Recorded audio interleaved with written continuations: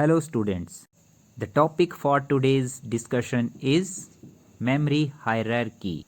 The memory hierarchy can be divided into two main parts.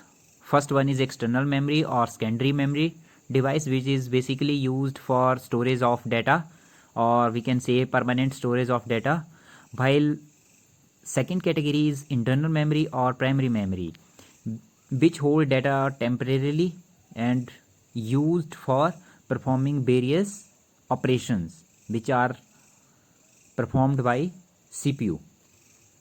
Secondary memory के under magnetic disk, optical disk, magnetic tapes और hard drives, इस तरह के devices आते हैं जहां पे हम डेटा को स्टोर करते हैं। और इंटरनल मेमोरी के under RAM, CPU registers, cache memory, ये मेमोरी कंपोनेंट्स आते हैं। ये जो प्राइमरी मेमोरी है इसे सीपीयू डायरेक्टली एक्सेस करता है।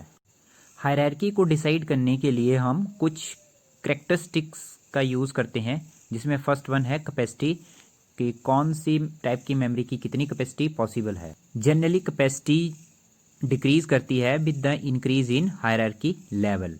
जितनी ज़्यादा मेमोरी की स्पीड होगी उतनी ही उसकी कैपेसिटी कम होगी। Second characteristic is access time. Access time is the time required to read or write data from a device. Generally, access time decreases from bottom to top. The third point in design is performance. जो computer की performance है वो depend करती है कि आपको data memory hierarchy के किस लेवल में अवेलेबल है। क्या आपको डाटा कैश मेमोरी में मिल रहा है, क्या आपको डाटा रैम में मिल रहा है, या आपको डाटा को एक्सेस करने के लिए हार्ड डिस्क में सर्च करना पड़ेगा। तो अगर आपको डेटा टॉप लेवल में मिलता है तो मतलब परफॉर्मेंस बेटर होगी। अगर आपको डाउन तक जाना पड़ रहा है, मतलब डाटा के लिए आपको हार्ड डिस्क सर्च करनी पड़ रही है, तो परफॉर्मेंस डाउन हो जाएगी। Last point in hierarchy design is cost per bit, कि जो मेमोरी डिवाइस है उसमें पर बिट स्टोरेज के लिए कितनी कॉस्ट आ रही है। तो जितने आप हाई स्पीड मेमोरी जहाँ पे डाटा हमें काफ़ी फास्टर रेट पे अवेलेबल है, उनकी कॉस्ट उतनी ही ज़्यादा होती है। तो cost bottom to top increase होती है। तो चलिए अब चेक करते हैं मेमोरी हायरार्की डिज़ाइन, जिसमें from bottom to top cost per bit increase होती है और टॉप टू बॉटम हमारा मेमोरी एक्सेस टाइम और कैपेसिटी इंक्रीज़ होती है। इस डायग्राम में 5 लेवल शो किए गए हैं, starting from 0 to 4। So top level is 0 and bottom level is 4। जो लेवल 0 है उसमें पर बिट डाटा सेव करने के लिए कॉस्ट बहुत ज़्यादा होती है, और लेवल 4 में पर बिट जो कॉस्ट है वो कम होती है। As per the diagram, level 0 is CPU registers. तो सीपीयू रजिस्टर, इसका मतलब है कि रजिस्टर जो डाटा स्टोरेज का काम करते हैं वो सीपीयू के बिल्कुल क्लोज होंगे। और सेकंड लेवल में आएगा कैश मेमोरी या स्टैटिक रैम, जो नेक्स्ट लेवल पे होगी उनके लिए थोड़ा सा एक्सेस टाइम इंक्रीज़ हो जाएगा। थर्ड लेवल पे हमारी रैम आएगी, main memory, D RAMs. Fourth level पे मैग्नेटिक डिस्क आएगा, जो हमारी हार्ड डिस्क होती है। और यहीं पे जो अब लेटेस्ट टेक्नोलॉजी यूज़ हो रही है, that is solid state drive. Level 4 पे जो डिवाइस यूज़ हो रहे हैं वो हैं optical disk, CD, DVD, Rome.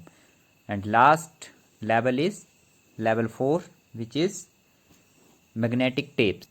Devices under level 0, level 1, level 2 are directly connected to the motherboard. मतलब ये मदरबोर्ड के साथ डायरेक्टली अटैच होते हैं और इनको CPU at a rapid speed access कर सकता है। मतलब यहाँ पे डाटा एक्सेस काफ़ी फास्ट होता है और स्पीड ऑफ डाटा ट्रांसफ़र भी हाई होती है। जबकि जो लेवल 3 एंड 4 के जो डिवाइसेस हैं उनको हम किसी अटैचमेंट के थ्रू मदरबोर्ड के साथ कनेक्ट करते हैं और इनसे data in case of emergency he retrieve किया जाता है, और यहाँ पे जो डाटा ट्रांसफ़र रेट है वो कम होता है।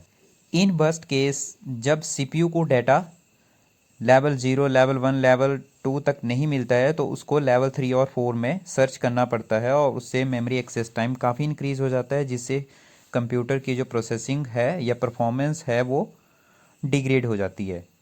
मतलब जो सीपीयू है वो काम करने में ज़्यादा टाइम लगाए. With this, I end today's video lecture.